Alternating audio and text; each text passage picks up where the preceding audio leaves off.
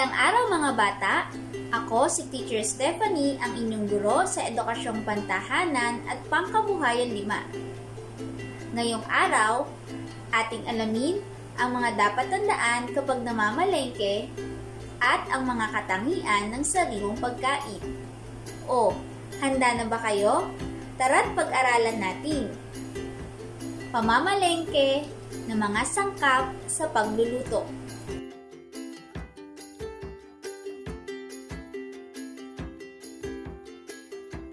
Mahalaga ang magkaroon ng kaalaman sa matalinong pamamalengke upang makapili ng mas mataas na uri ng mga sangkap sa pagluluto at upang makatipid sa oras, lakas, at pera. Sa araling ito, ang mga bata ay inaasahang matutunan ang pamamalengke ng mga sangkap sa pagluluto. Sa gayon, maisasaalang-alang ang pagpili ng mas mura, sariwa, at masustansyang mga sangkap sa pagluluto. Para sa maikling pagsasanay, ating balikan ang nakaraang aralin. Tingnan ang mga larawan sa loob ng basket. Hanapin ang mga sangkap na ginagamit sa pagluluto ng sinigang na baboy o baka. Isulat ang pangalan nito sa inyong kwaderno. Kayo ay bibigyan ko ng 1 minuto.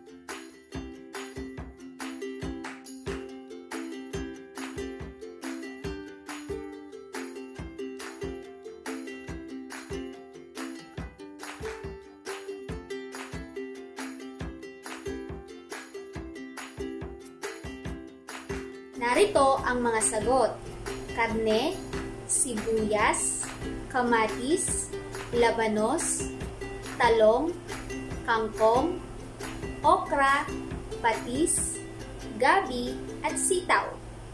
Bago tayo dumako sa ating aralin, nais kong sabihin ninyo kung ano ang mga nasa larawan. Unang larawan, tama, isda. Pangalawang larawan,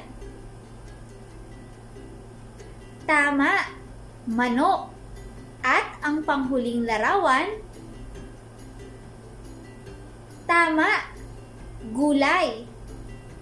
Sa anong lugar kaya natin ito makikita?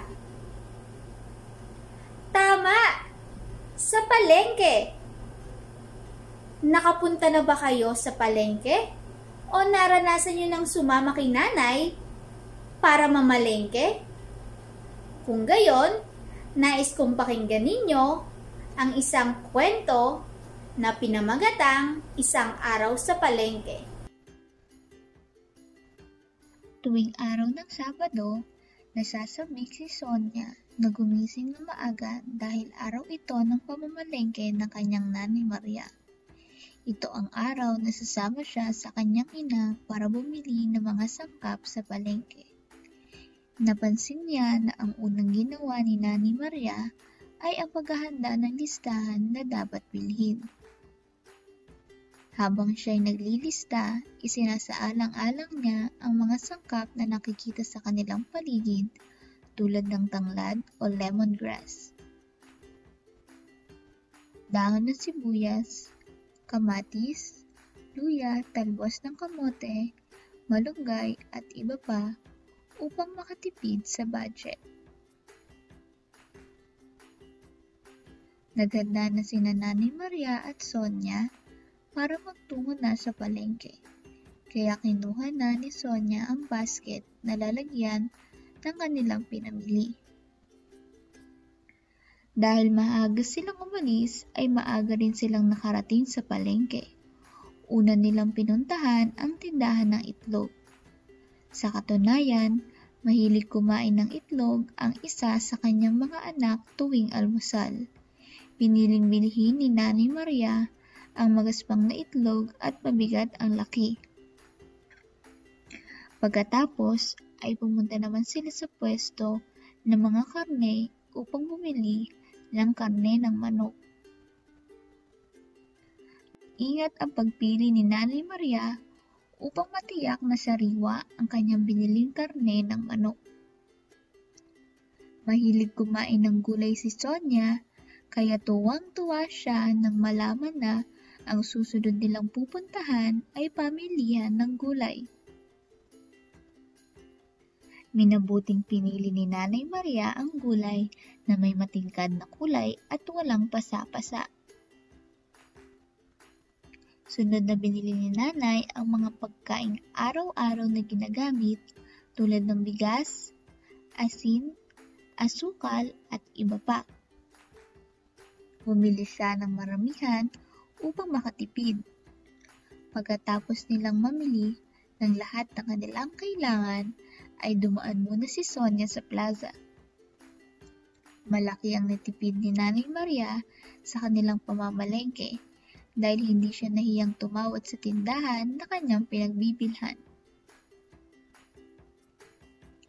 Pagkatapos nilang mamasyal, ay masayang umuwi sa bahay ang mag-ina. Ang mga tanong bilang isa, ano ang inihahanda ni Nanay Maria bago siya pumunta sa palengke para mamili? Ang sagot ay listahan. Bilang dalawa, ano-ano ang mga sangkap na makikita sa bakuran ng bahay nila Sonia na hindi na isinama sa listahan ng mga bibilhin sa palengke? Ang tamang sagot ay tanglad, dahon ng sibuyas, kamatis, luya, talbos ng kamote at malunggay. Bilang tatlo, ano ang mga palatandaan ng sariwang gulay na hinahanap ni Nanay Maria sa palengke? Ang sagot ay matingkad ang kulay at walang pasa-pasa. Bilang apat, anong ginawa ni Nanay Maria upang siya ay makatipid sa kanyang budget sa pamamalengke? Ang sagot ay bumili ng maramihan at di nahiyang tumawad. Bilang lima, ano-anong mga sangkap ang pinamili nila Nanay Maria at Sonia para sa kanilang pang-araw-araw na pangangailangan? Ang sagot ay bigas, asin, at asukal.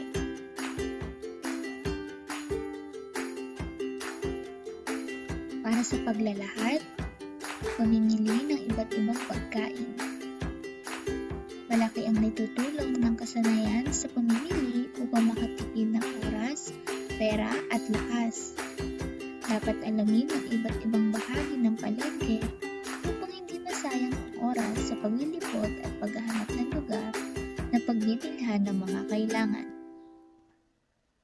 Mas mabuting mamalengke ng maagang-maaga sapagkat kaunti pa lamang ang tao at hilit na sariwa at marami mapagpipili ang mga paninda. Narito ang mga dapat tandaan kapag namamalengke. Una, gumawa ng listahan ng mga bibilhin. Ikalawa, magdala ng basket. Pangatlo, mamalengke ng maagang-maaga. Ikaapat, bumili ng pagkain na papanahon. Panglima, tingnan na mabuti ang mga timbangan upang matiyak na hindi ka dinadaya.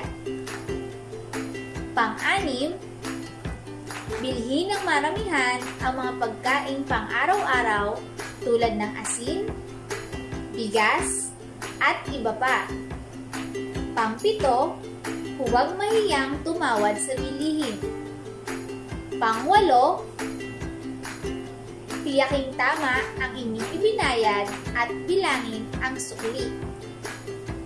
Pang-siyam, mahalagang malaman ang katangian na dapat hanapin sa bawat sangkap o pagkain inyong binibili. Para matiyak kung ito'y sariwa, at masustansya. At pang-10, sabihin ang halaga ng ibinayad, lalo na kung malaki ito. Bilangin ang sukli sa harap ng nag-abot. Narito ang mga katangian ng sariwang pagkain. Una ay ang karne ng baboy. Marosas-rosas ang kulay, hindi mapulang-mapula at nangingitim, at maputi ang taba. Meron ding itong tatak na nagpapatunay na nasuri ito sa pamahalaan. Walang di kanais-nais na amoy. At malambot kapag hinahawakan, ngunit bumabalik sa dating anyo kapag pinisil. Sunod naman ay ang karne ng baka.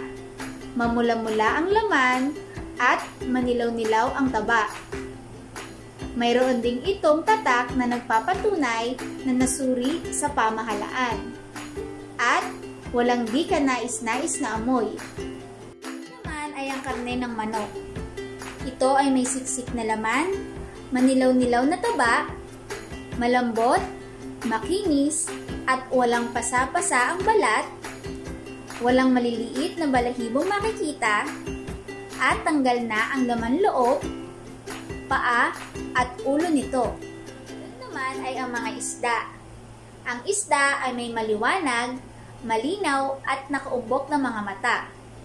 Mapula ang mga hasang, at kapit na kapit sa balat ang mga kaliskis nito. May matatag na laman na hindi humihiwalay sa tinik, bumabalik sa dating anyo kapag pinipisil, at walang di kanais-nais na amoy. Sunod naman ay ang mga itlog. Ito ay may magaspang na balat, malinaw, at naaaninag. Ang pula nito kapag tinatapat sa liwanag, at mabigat sa kanyang laki. Sunod naman ay ang bigas. Buo-buo ang mga butil, walang mga bato, palay at kulisap na gumagapang, tuyo, mabigat at malinis kung hahawakan, at walang di kanais-nais na amoy. Gulay at prutas. Walang mga pasa o bahaging malambot, matingkad ang kulay, malago at hindi lanta, o nangungulubot ang mga dulo ng madahong gulay. Matigas ang laman at maayos ang hugis ng mga bungang ugat. Makintab ang balat at pantay ang pagkakahinog ng mga prutas. At ang bungang butil. Pare-pareho ang laki ng bawat butil. Walang mga butas o mga kulisap na gumagapang. Hindi nangingitim o nangungulubot. Maayos sa pagkakatuyo at hindi mamasa-masa. Para sa isang maikling pagsasanay, isulat sa inyong kwaderno ang masayang mukha kung ito ay nagpapakita ng kahusayan sa pamamalengke. At malungkot na mukha naman kung hindi. O, handa na ba kayo? Bilang 1, pinipili ang mga sariwang sangkap sa pagluluto. 2, bumibili ng mamahaling sangkap. Bilang 3, naghahanda ng listahan bago mamalengke. Bilang 4, hinahanap ang mga imported na sangkap. Bilang 5, naghahanda ng basket na lalagyan ng mga pinamili. Narito ang mga sagot. Bilang 1, masayang mukha. Bilang 2, malungkot na mukha. Bilang 3, masayang mukha. Bilang 4, malungkot na mukha. At bilang 5, masayang mukha. Kung kayo ay nakakuha ng 5 puntos, magaling! Para sa paglalahat, sagutin ang mga tanong. Una, ano-ano ang mga dapat tandaan sa pamamalengke? Ikalawa, ano-ano ang mga dapat tandaan sa pamimili ng sariwang pagkain? At ikatlo, ano-ano ang mga sangkap na makikita natin sa paligid at paano ito nakakatulong sa budget sa pamilya? Para sa pagpapahalaga, matutunan ang tamang pamamalengke ng mga sangkap na ginagamit sa pagluluto.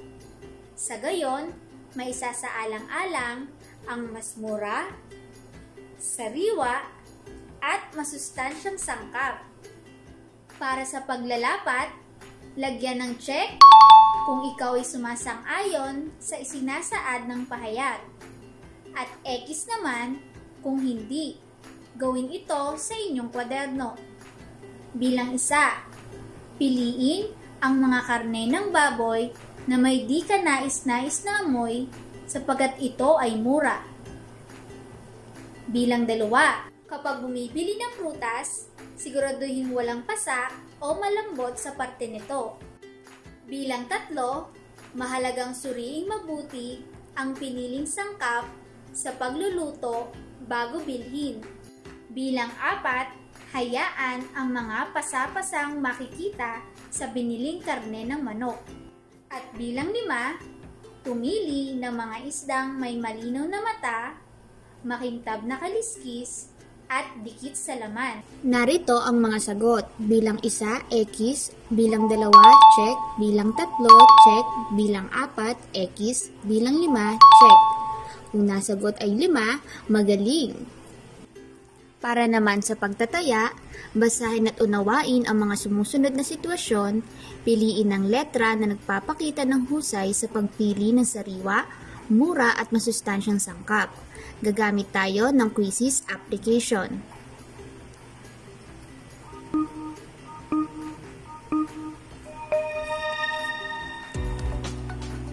Alin ang naglalarawan ng kulay ng sariwang gulay at prutas? Matingkad, wala, maitim, malabo.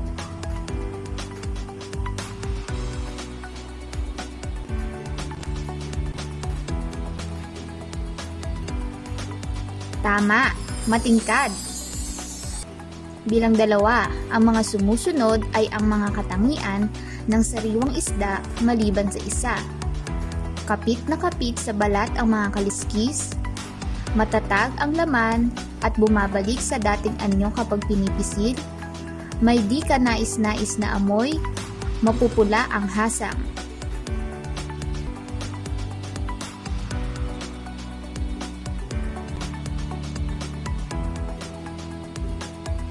Ang sagot ay may di ka nais-nais na amoy. Bilang 3, alin ang kulay ng laman ng sariwang karne ng baboy?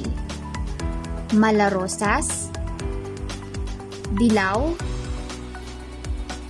berde, itim.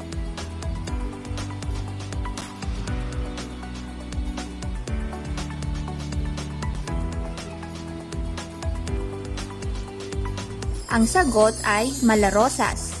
Bilang 4, si Ana ay inutusan ng kanyang ina nang bumili ng karneng baboy sa palengke.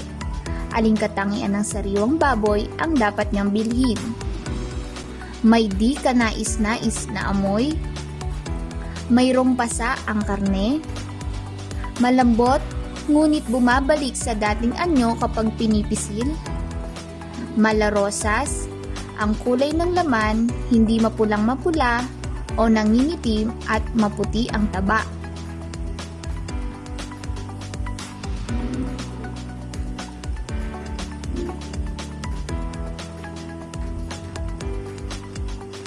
Ang sagot ay malarosas ang kulay ng laman, hindi mapulang-mapula o nangingitim.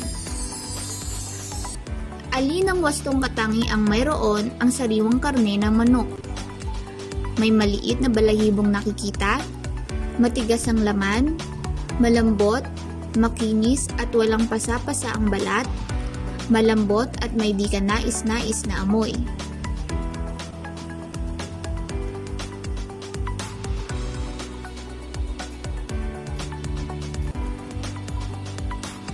Ang sagot ay malambot, makinis at walang pasa-pasa ang balat.